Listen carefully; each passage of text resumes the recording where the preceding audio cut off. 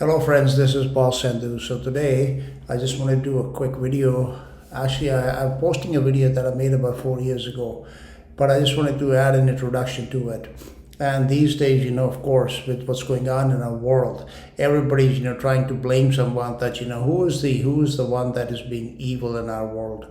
Where the people say there are 13 families, it's the Rockefellers, it's the Rothschilds, it's the royal family, it's the Pope, it's the Queen, it's the Jesuits, it's the Masons, and so there are many people that are blamed for it. Okay, first of all, I want to show you this image which is found on the back of the US $1 bill, which is quite a famous image with the pyramid with the all-seeing eye and the capstone separated from the body of the pyramid. Okay, so what that represents, of course, is the structure of the world or the kingdom of Satan. This capstone, it is not any royal family, it is not any elite people, it is just Satan himself. That all-seeing eye represents Satan and his false light. So basically, as the Bible tells us that there is spiritual wickedness in high places, that is exactly what we're looking at here, that this capstone is not sitting on the world that is on this earth. It is separated from it, it is above it. So essentially, that the real evil is not even human, okay? So that is the first thing to understand, that this is a spirits or a kingdom of evil spirits that rules the world that is on the earth as represented by the body of the pyramid. Now this pyramid itself, as you can see, has 13 levels in it, and I'm not going to go into the significance of 13. I really don't do numbers. There are a lot of people that talk about it. If you're interested in that kind of stuff, you can. But I just wanted to show you that the largest level in this one, of course, would be the very bottom base, number 13, okay? And the smallest one would be number 1. So that is how the structure of evil in the human realm works, okay? The way it works is that it is the evil spirits that rule by controlling flesh and blood on the earth. So number 1 would be the flesh and blood that is in direct contact with the kingdom of evil, with the spirits, and they are above these people, okay? But this number 1 would be the let's say whoever what we call the elites, the royals, the Jesuits, the popes, the president, not even the president, prime ministers. I think they come on a lower level, but the banking and the corporate elite, okay, the people that control the banking powers in our world, that would be number 1. But the lowest levels, which are the biggest levels that are actually supporting this pyramid, number 13, number 12, number 11, for example, I would say that these levels are the majority of people in this world, and they are victims. So they are the victims that are suppressed, that are oppressed, upon which this pyramid sits. So the pyramid literally sits on the body and souls of the poorest and the most destitute people in this world.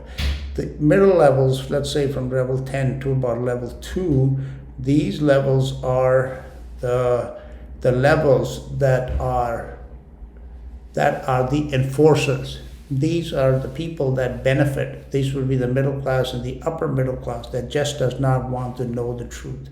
Because the Bible doesn't tell us that there's only a few evil in this world. It tells us that everyone has sinned and all have come short of the glory of God. Okay, but it is these people, because they have no desire to know the truth, because they're getting a paycheck and they are more interested in that paycheck, that they actually enforce the policies that come down, first of all, from Satan onto the elites, and they're passed down, okay? So these would be the teachers who teach kids lies in school, the media, the police that enforce unrighteous and unjust laws, the militaries that go around and kill people all over the world when they have done them no harm, when they have not even been their enemies, they have never had even any interaction with them.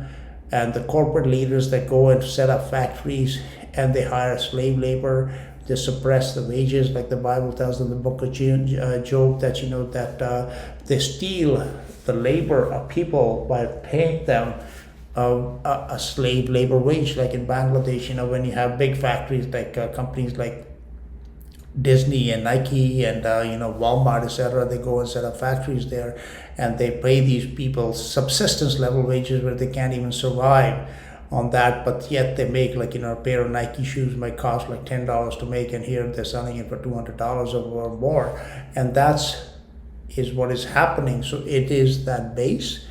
The lower levels, they are the victims. The middle levels are the enforcers, and the top level, number one, are the few elites. Like, it could be the 13 families. I don't know. That I do not know. But even they don't matter, because they themselves are puppets whose strings are being pulled by Satan, who sits above them. Okay, so that is the real structure of the pyramid of evil, in which we have a vast majority of victims, but there is also a very, very large number of people who are a part of that system and who do nothing whatsoever to change it. Okay, that is what it is. So they are just as guilty as those elites, and they are also going to enter into judgment with God, when God is going to ask them, like, in the Nuremberg trials, the Nazis had a defense that they were just following orders. And these are the order followers. I would say from layer 2 all the way down to the 10th layer, they are order followers. They don't question their orders. And this, I give you an example. Like, I was on an airplane just recently, and this air hostess came to me, and I'm taking a sip of water.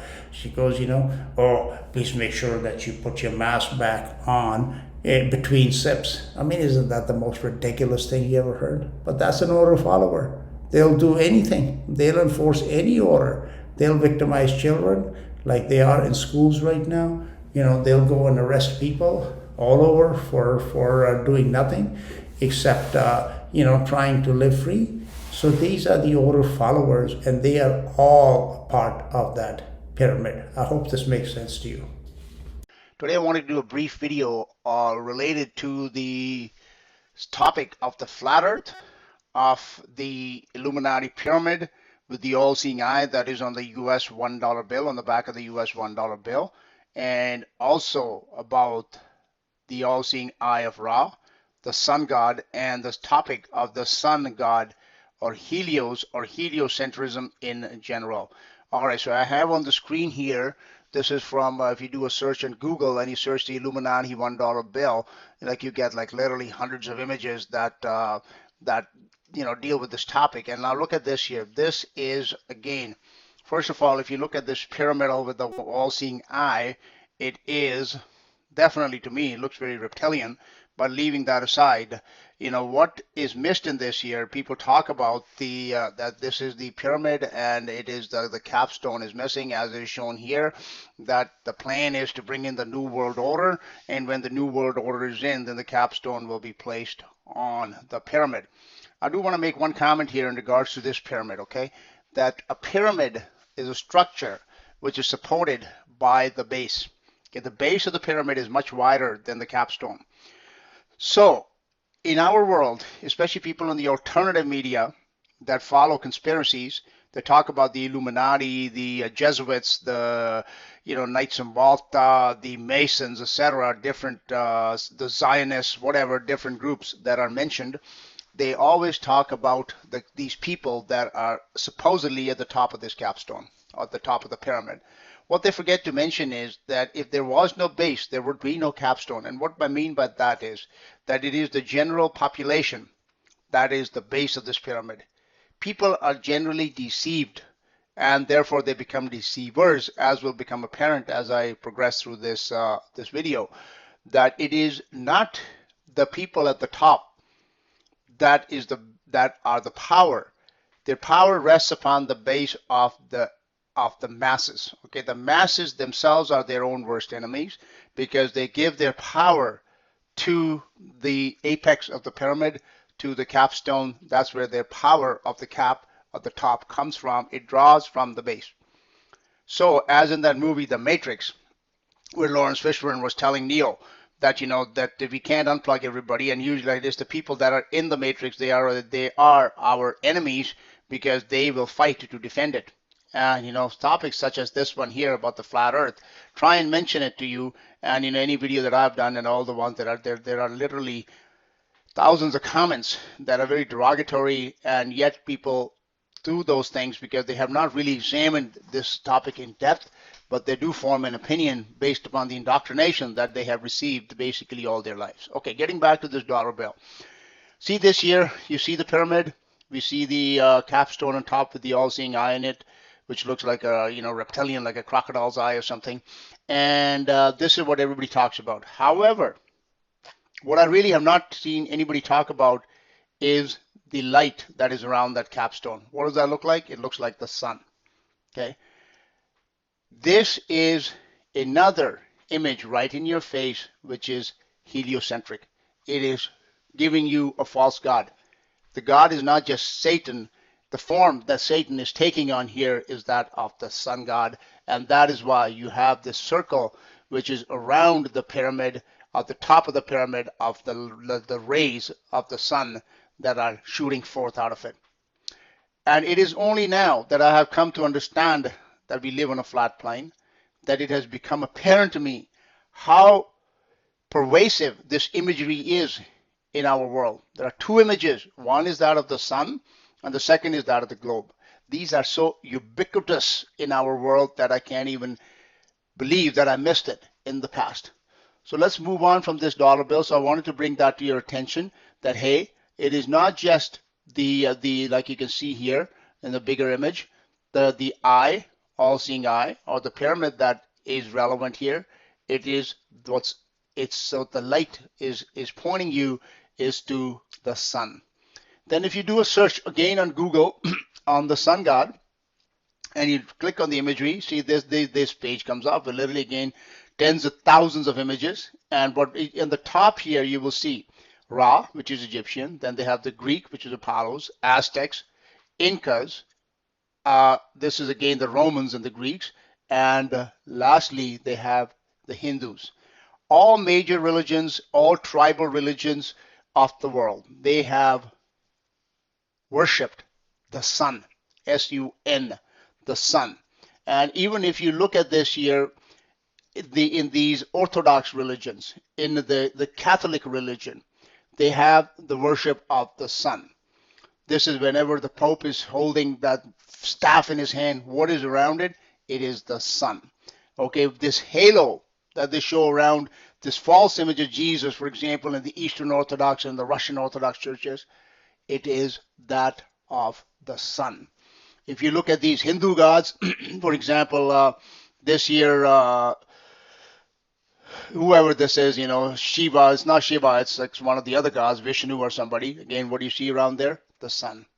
Same thing here, sun.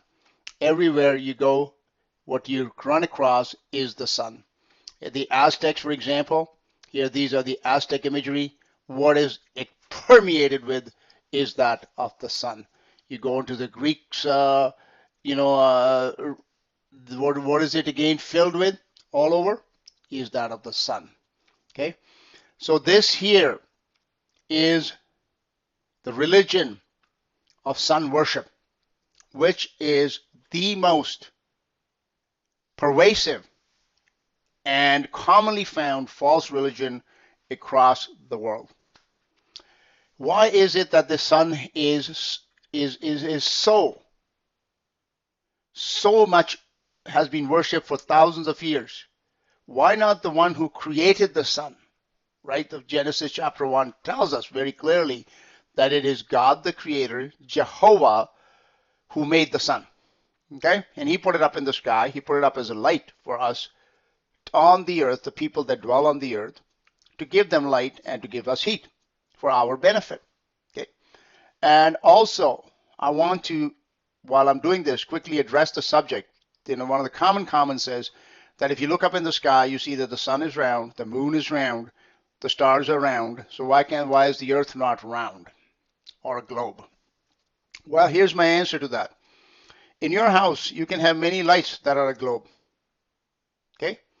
But does that mean that you have to build your house like a round circular globe and live on it? Of course not. That is asinine. God being, of course, all-wise, omnipotent, omniscient, creator of all things. Why would he do something like that? Why would he make you want to live on a ball? Okay, we need a flat surface to live on, so he made a flat plane and he put these round lights on there on top. Very simple. What about the planets? The planets historically have been known as wandering stars. So these planets, they are not terra firma. The only reason we believe they're terra firma is because NASA and all these other people tell us they're terra firma. But if you look them through a telescope or whatever, you will see that they shine like stars.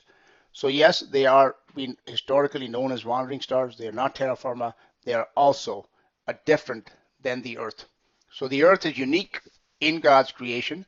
That first of all, it is the largest body in our visible cosmos. There may be cosmos that exist that is not visible to us, but in the visible cosmos, the Earth is the biggest body around which circles the sun, the moon, and the stars, and they were placed there to give us light and to give us heat and to mark time and seasons. Okay, this is the purpose of these bodies that exist above us. All right, getting back to this here. This is the Egyptian sun god Ra, and this is the all-seeing eye. This is where that eye of Ra comes on the $1 bill. So again, you can see this here. Like this is a very, very commonly found Egyptian symbol, and going back to that, it was in the Babylonians. So basically, any culture and any religion, any civilization that has existed on the earth has ultimately resorted to worshiping the sun as God rather than God that created the sun. And why is that? Well, let's go back here. What does the Bible tell us? In John 8:12 we read, Then Jesus spoke again unto them, saying, I am the light of the world. He that follows me shall not walk in darkness, but shall have the light of life. Satan, who is the anti-God, who is the antichrist, who is the opposite of God, who is the darkness to God's light, who is the death to God's life, who is the fear and hate to God's love, is basically called the opposer. He is the one that stands in opposition. He is the down to God's up. He is the cruelty to God's mercy, whatever. So essentially, he is the opposite. Everything that God is, he is the opposite.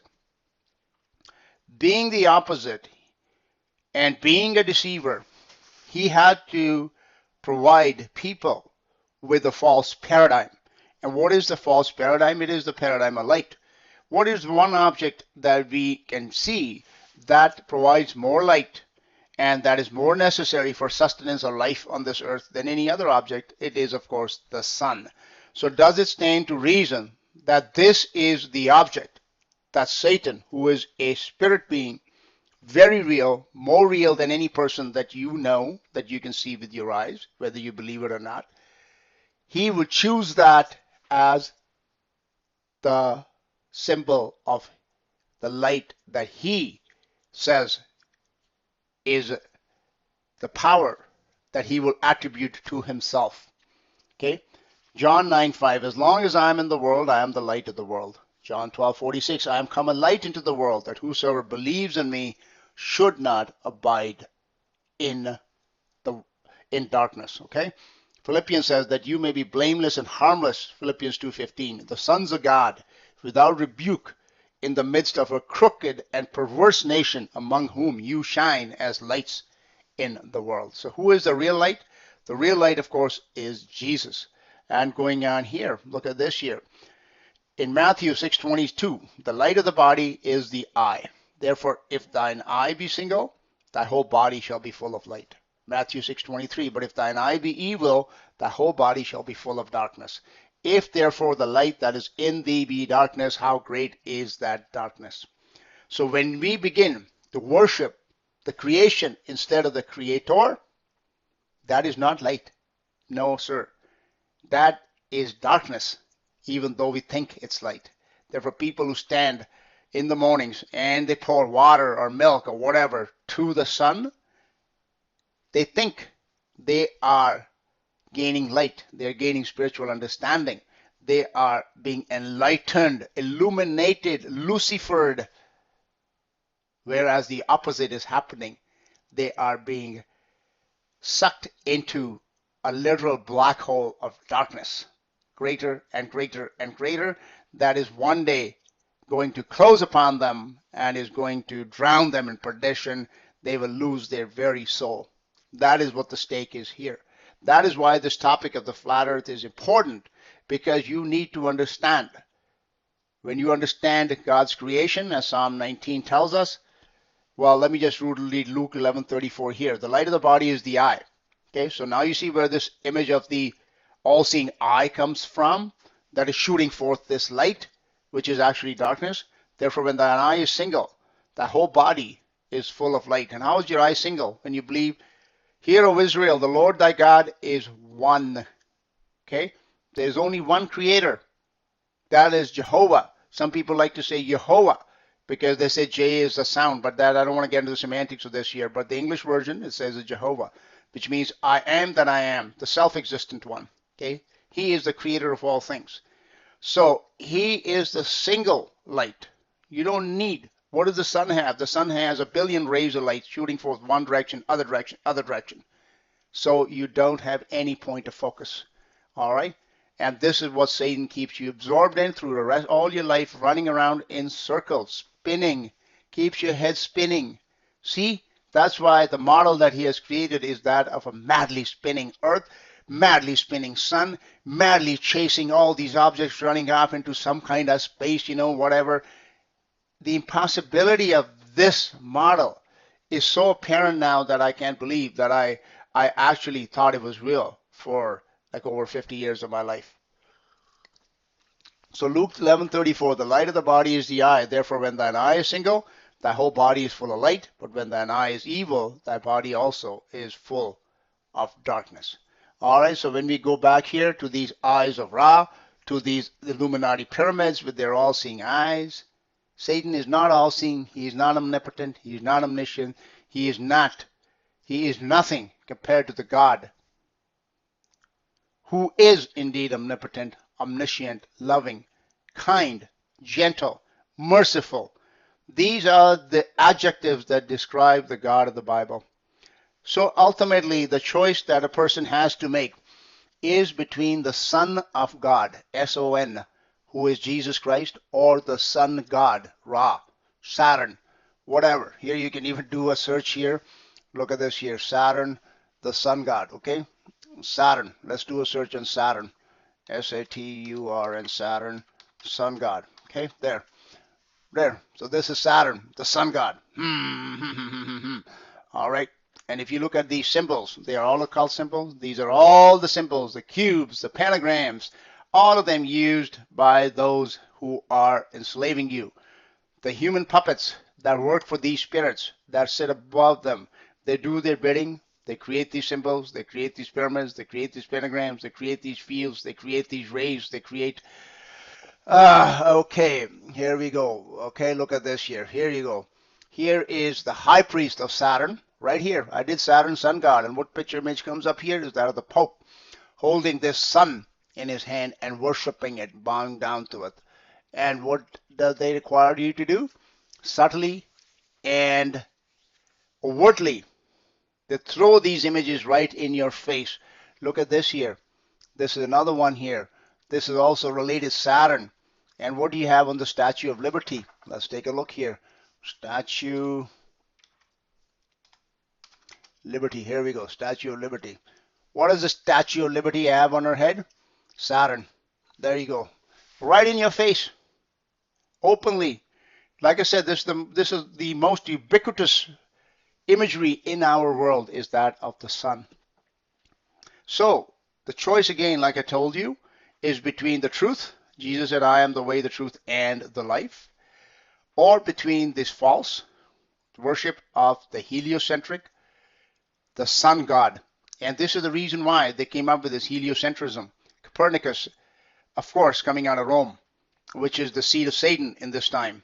All right, the Vatican, the Catholic Church. Worshippers of the sun. That's what they want you to be.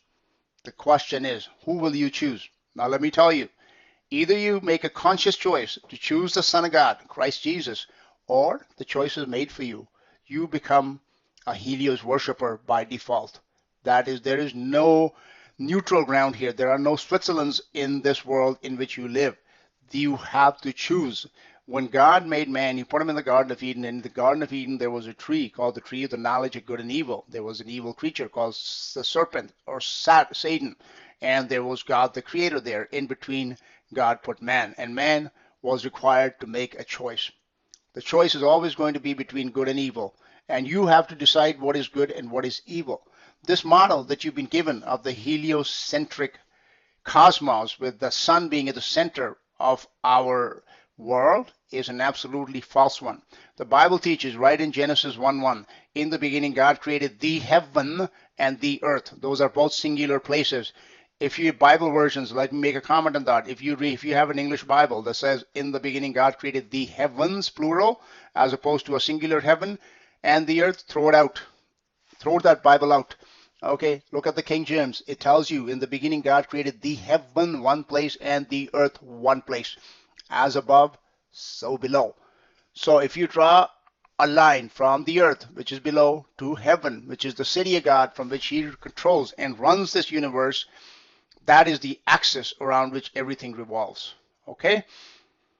These are the two places, probably the only two places in the cosmos where we have intelligent life. Now, where we have life in the sense maybe corporeal life. There is no corporeal life in my opinion other than in the heaven, which is a city, as the Bible tells us many times, and on the earth, which is terra firma, created for the habitation of man. This is the true model.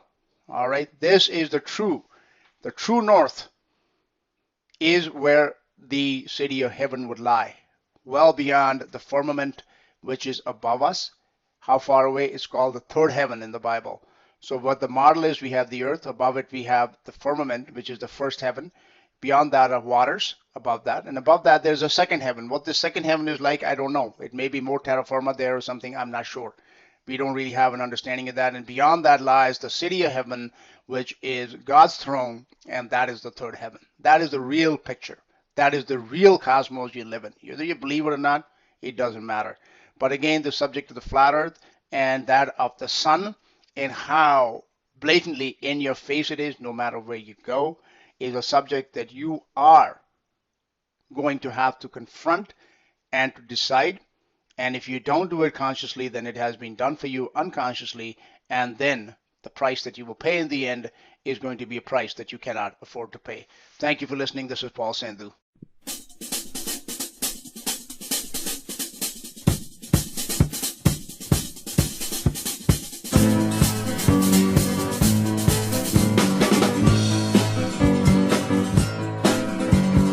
Jesus is the Son of God.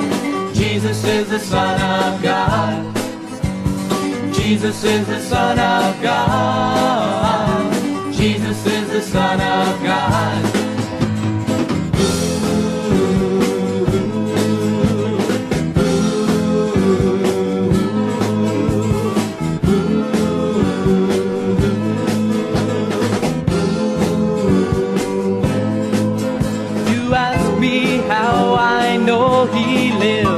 He lives within my heart. Well, he found me bound to live God's word, and he gave me a brand new start. Jesus is the Son of God. Jesus is the Son of God. Jesus is the Son of God. Jesus is the Son of God.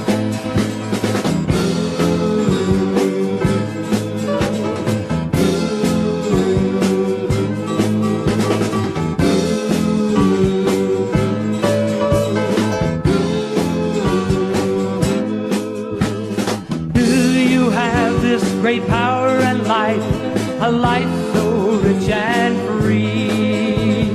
Jesus came into my life, the Son of God has set me free.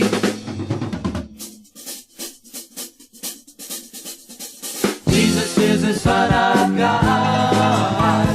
Jesus is the Son of God. Jesus is the Son of God. Jesus is the Son of God. Jesus is the Son of God.